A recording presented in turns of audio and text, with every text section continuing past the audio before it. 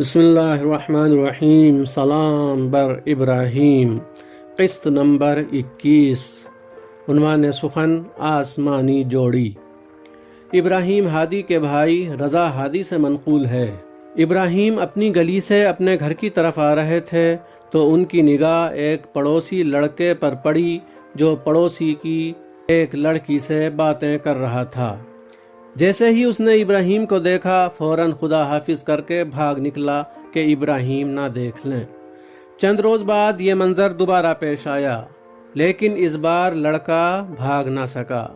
لڑکی وہاں سے رفو چکر ہو گئی، لیکن ابراہیم نے لڑکے کو پکڑ لیا۔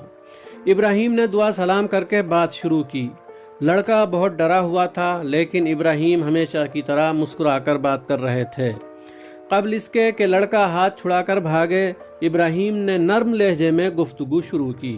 ابراہیم نے کہا، دیکھو ہمارا محلہ ایسی حرکتوں سے پاک ہے۔ میں تمہیں اور تمہارے خاندان کو اچھی طرح پہچانتا ہوں۔ اگر تم واقعی اس لڑکی کو پسند کرتے ہو تو میں تمہارے والد سے بات کروں گا کہ… ابھی ابراہیم کی بات مکمل نہیں ہوئی تھی کہ لڑکے نے ان کی بات کاٹتے ہوئے فریاد کی، تمہیں خدا کا واسطہ میرے بابا سے کچھ نہ کہنا، مجھے معاف کر دو، مجھ سے بہت بڑی غلطی ہو گئی۔ ابراہیم نے کہا، تم میری بات سمجھ نہیں پائے۔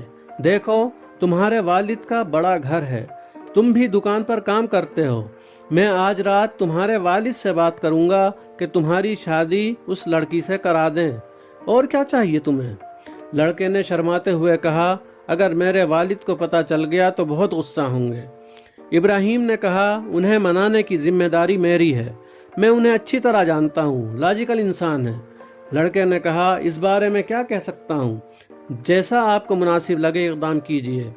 مغربین کی نماز کے بعد ابراہیم نے اس لڑکے کے والد سے گفتگو شروع کی۔